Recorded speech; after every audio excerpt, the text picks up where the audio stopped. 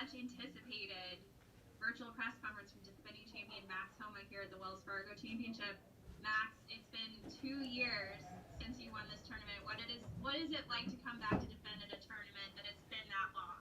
Yeah, I've never done it ever anyways. So it was much anticipated. I remember going to my media day last year, week before the Arnold Palmer Invitational, and I remember that was the first time I heard a whiff of this COVID thing that I had no idea about. And 2.5 weeks later, the world shuts down. So it just feels like time has both moved really quickly and really slowly since then. So I'm excited to finally be back here to get to do what I've kind of always looked forward to doing in my career, getting to defend and have some memories come back up as you return to a place where you've had success. I think your first win is obviously typically the most memorable. So getting to play a practice round and enjoy all those emotions has been really fun for me.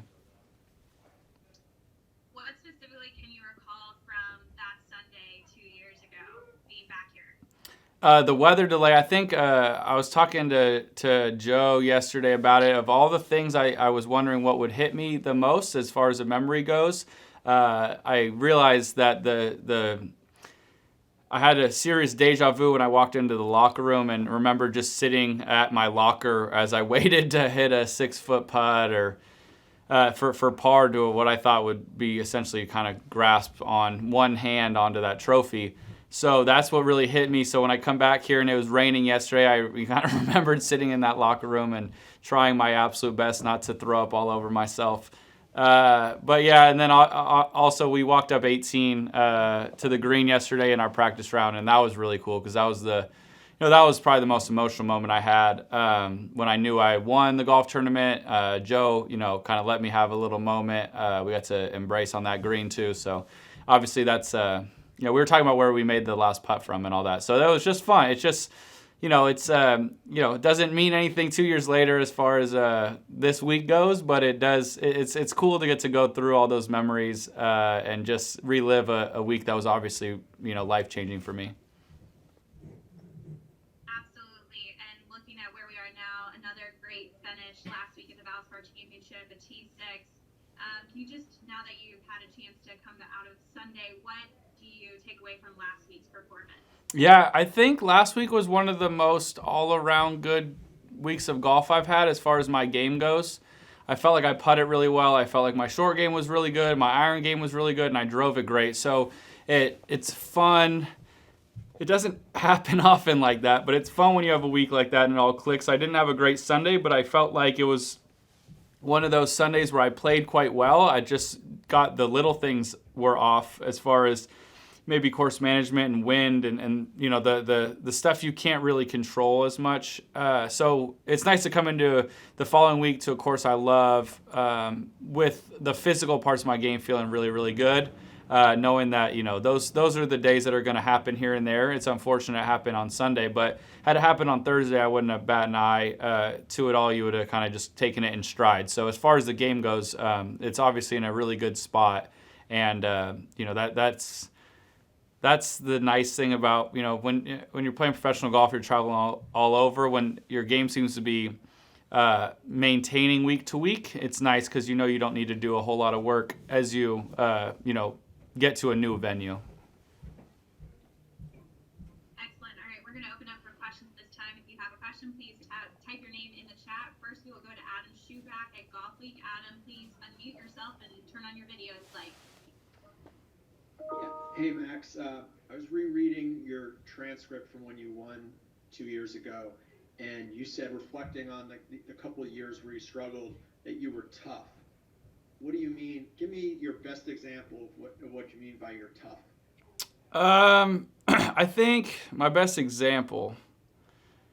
Well, I think in 2017, as that season kind of ended, and I made $18,008 in 2 cuts, and I think only one Sunday. I think that a lot of people would have either quit playing golf or gone into a serious hole with not their game, mentally. I think my game was obviously already in a hole.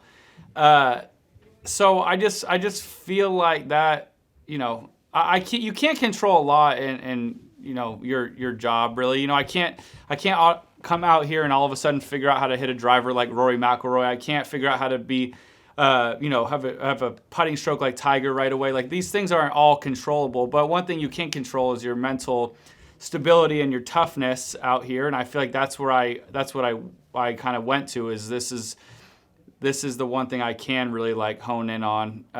So when I'd have these bad moments, I felt like I was really good at still going to practice after a bad day or a bad week and not taking what was happening in a tournament and letting it, roll over into the next week of preparation. And I think when you added all those things up at the end of a year or a couple years, you start to have success like I did here in 2019. So it's just kind of that understanding that if you're really, really tough, you're not going to waste days or hours sulking in what you're doing. You're going to just kind of keep dusting yourself off and get back to work. How far away did you feel you were to being a top 50 player in the world? Honestly, that's a great question. Honestly, at the same time as I felt really, really far from that, I didn't feel as far, and I think that's more a testament to where my head was at. I had great success in college, and I know that's a really long time ago. And I also had some pretty good success early in my professional career, so I knew that my head, understood what being like very good at golf was like. So I felt like in that regard, if I could find my game, I felt like the other pieces were all there. The hard part was my game felt so bad, and even weeks where I'd hit the ball better, I'd chip and putt it poorly. So that I felt where I felt like I was quite far away. But in this game, I think everybody knows that sometimes it just takes a little bit to click and you get going. So you just need to be ready mentally for when that does happen. So like I said, I'm probably not the greatest answer in the world, but I felt really far physically, but I didn't feel that far mentally. I felt like I hadn't lost my edge. Okay, thanks. I might circle back later.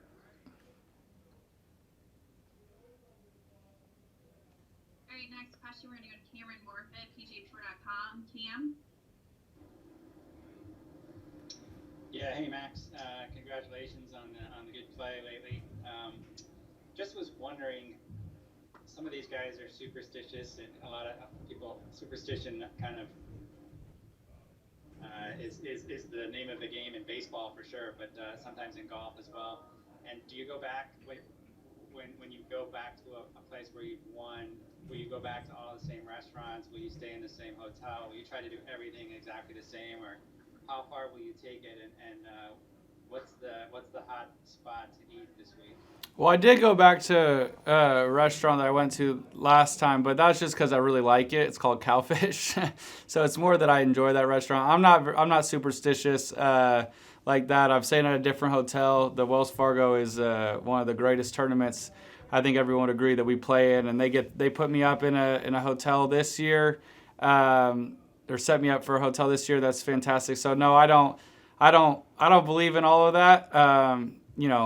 If I did, my wife is here with me this year, and she wasn't 2 years ago, so I'm not sure how I'd tell her that she was not allowed to come because it was, it would be against the superstition. So I'm glad I'm not like all the baseball players who need to put their socks on the same way every day or rub their hat the same way. I just try to do what I want to do as I please. Yeah. All right. Thanks.